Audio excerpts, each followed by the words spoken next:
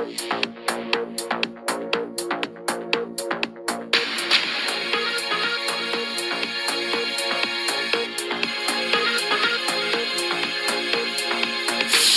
ጤና ይስጥልን ክቡራን የዩቲዩብ ቤተሰቦች፣ የሰዓቱን አጫጭር መረጃዎች እየቀርብ ያለው እስከ ፍጻሜው አብራችሁን ቆዩ።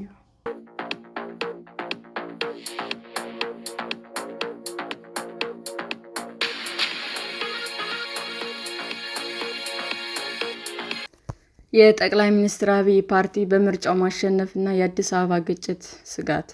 ምንም እንኳን ምርጫው የግጭት ጣቢያ ጥላ ቢያጠላበትም የጭቆና ክሶች ቢሰሙም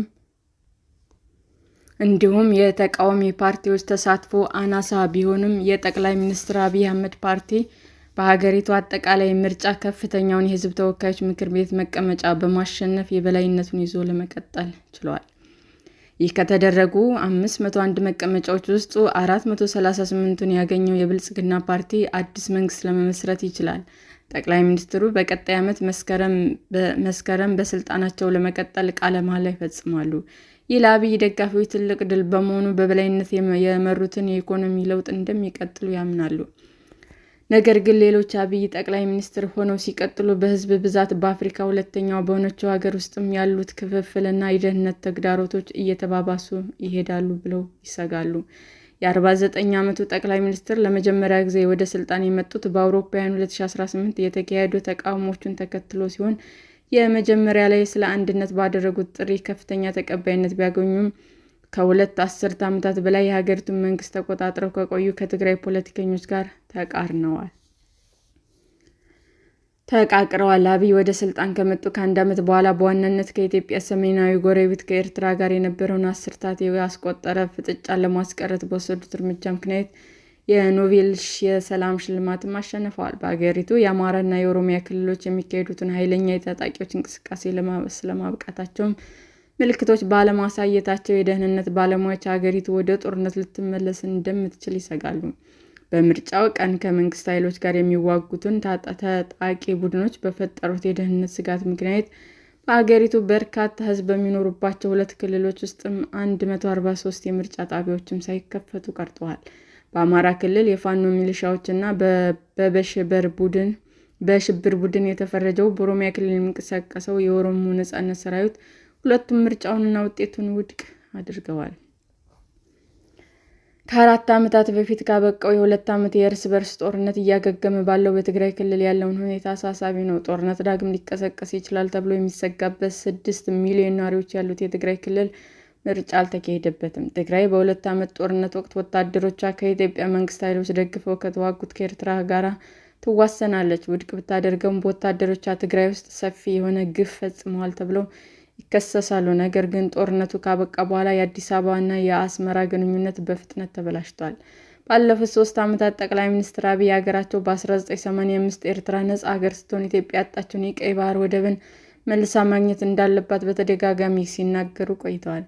የዚህም 1350 ኪሎ ሜትር የባህር ዳርቻ ያላት ኤርትራ ወደብ አልባ የሆነችውም ኢትዮጵያ ግዛት በማስፋፋት ምኞት ተከሳለች። በሚያስደንቅ እውነት አስመራ አሁንም ወዳጅነቷን ከትግራይ መሪዎች ጋር በማድረጓ ዳግም ግጭት የሚቀሰቀስ ከሆነ ቀደም ሲል ከነበረው በተቃራኒ ኤርትራ ለትግራይ ኃይሎች የምትወግን ይመስላል። አዲስ አበባም ከኢትዮጵያና ከኤርትራ ጋር በምትዋሰነው ሱዳን ውስጥ በሚካሄደው የእርስ በርስ ጦርነት ውስጥም ተሳትፎ እንዳላት ትከሳለች። ምንም እንኳን ኢትዮጵያ በተደጋጋሚ ብታስተባብልም በርካታ ሪፖርቶች አዲስ አበባ የሱዳን ተፋላሚ አጀንዳ የሆነውን ፈጥኖ ደራሽ ኃይልን እንደምትደግፍ ያመለክታሉ። የኤርትራና የትግራይ ኃይሎች ከፈጥኖ ደራሹ ኃይል ጋር እየተፋለመ ከሚገኘው ከሱዳን ጦር ጋር የጠበቀ ግንኙነት እንዳላቸው ለረጅም ጊዜ ሲናገር ቆይቷል።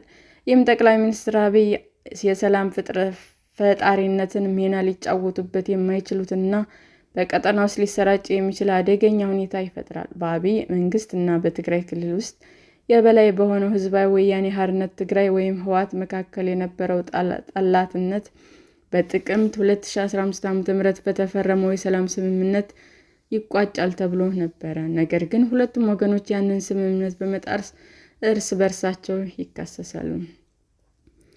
በትግራይ የተካሄደው ጦርነት ባለንበት ክፍለ ዘመን እጅግ አደገኛ ከሆኑ መካከል አንዱ ሲሆን የአፍሪካ ህብረት አሸማጋይ ጦርነቱ ክልሉን ወደ ረሃብ እያመራ በነበረበት ወቅት ወደ 600,000 የሚጠጉ ሰዎች እንደሞቱበት ገምቷል። በወቅቱም መንግስቱ ውድቅ ቢያደርገውም ለክልሉ የሚቀርበውን የምግብ እርዳታ በማገድ ተከሶ ነበረ። የተደቀኑ አደጋዎች ተጨባጭ እና በሁለት ወገኖች የሚመሩ ናቸው ሲልም በአንድ ወቅት ለአሜሪካ የውጭ ጉዳይ ሚኒስቴር ውስጥ ይሰሩ የነበሩ የአፍሪካ ጉዳዮች ተንታኝ ካሜሮን ሁዲሰን ለቢቢሲ ተናግረዋል። ከምርጫው በፊት ህወሓት በጠቅላይ ሚኒስትር አብይ የተሾመውን ክልሉን ጊዜያዊ አስተዳደር አፍርሶ ከጦርነቱ በፊት የነበረውን አስተዳደር ወደ ነበረበት መልሷል። ህወሓቶች እየጨመረ ላለው ውጥረት ተጠያቂ ናቸው፣ ለጦርነት ዳግም ዝግጁ እያደረጉ መሆኑን የሚጠቁሙ እንቅስቃሴዎች እና መግለጫዎች ሲሰጡም ቆይተዋል ሲሉ ሀዲስን ይናገራሉ። ህወሓት ወጣቶችን በግዳጅ ወደ ሰራዊት እንዲቀላቀሉ እያስገደደ መሆኑን የሚያመለክቱ ዘገባዎች እየወጡ ነው። በትግራይ የሚንቀሳቀሰው ተቃዋሚ የሳልሳይ ወያኔ የፖለቲካ ፓርቲ አባል የሆኑት ሸዊት ውዳሴ ለቢቢሲ እንደተናገሩትም በርካታ ወጣቶች ለውትድርና እየተመለመሉ በመሆኑ የትግራይ ህዝብ ስጋት ውስጥ ነው። በአድዋ ከተማ የሚኖሩ አንድ ወጣት ለቢቢሲ ትግረኛ እንደተናገረው ሲቪል የለበሱ የታጠቁ ሰዎች ወደ ቤት እንደሄዱና በትጥቅ ትግል ውስጥ እንድሳተፍ እንደያዙን ነግረውናል ብሏል። የክልሉ ባለስልጣናት ግን በግዳጅ የሚደረግ ምልመላ እንደሌለ አስተባብለዋል። ወጣቶች ራሳቸውን ለመከላከል ስልጠና እየወሰዱ ነው ሲሉም የሰሜን ምዕራብ ትግራይ የደህንነት ኃላፊ አቶ ተስፋዬ አባዲ ተናግረዋል። ይሁን እንጂ ሀዲሰን እንደሚሉት እነዚህ የህወሓት ድርጊቶች የመጡ ጠቅላይ ሚኒስትር አብይ ከስምምነቱ ወጥቶ በትግራይ ስጋትን የሚፈጥር እርምጃ በመውሰዱ ነው። የአውሮፓ ህብረት በሰሜን ኢትዮጵያ ያለው ውጥረት በአፋጣኝ እንዲረግብ በቅርቡ ባወጣው ማስጠንቀቂያ ጠይቆ ነበረ።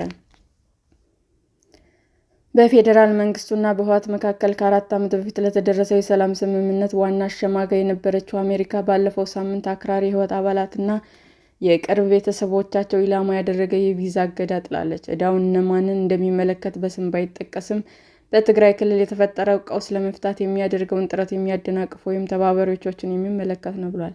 በዓለም አቀፍ የክራይሲስ ግሩፕ የባለሙያዎች ቡድን የአፍሪካ ቀንድ ተንታኝ የሆኑትም ማግነስ ታይርሌ በፍጥነት ወደ ጦርነት ይገባል ብለው አያምኑም። ነገር ግን እየቀጠለ ያለው ዝቅተኛ ውጥረት አደገኛ ሁኔታ ነው ብሏል። አዲስ አበባ ህወሓትን ከኢትዮጵያ ጠላቶች ጋር እየወገነ ነው ብሏል።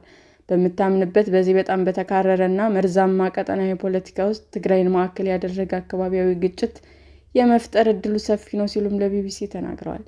የትግራይ ተቃዋሚ ፖለቲከኛ ለሆነው ለሽዊት ችግሩ የሁለቱም ወገኖች ግትር መሆንና ልዩነታቸውን በድርድር ለመፍታት ፈቃደኛ ለመሆናቸው ነው። የበላይነታቸውን ለማረጋገጥ ትክክለኛው ጊዜ እየጠበቁ እንደሆነም አምናለሁ። ይህ ደግሞ ወደ ውጊያ ሊያመራ ይችላል። እንደ ሀዲሰን ገለጻ ደግሞ የሚቀጥሉት ወራት ኢትዮጵያን የወደፊት ዕጣ ፈንታ የሚወስን ሊሆን ይችላል።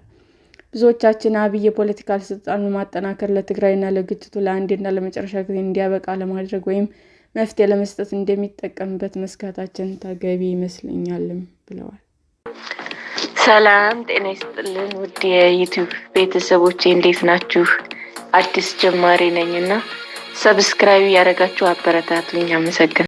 የዩቲዩብ አድማጮቻችን ለሰዓቱ ያቀረብኩላችሁ አጫጭር መረጃዎች ይህንን ይመስል ነበር። በሌላ መረጃ እስክንገናኝ ሼር፣ ላይክ፣ ሰብስክራይብ እንዲሁም ቢቀርብልን የምትሉት መረጃ ካለ ኮሜንት እያደረጋችሁ ቸር ቆዩን።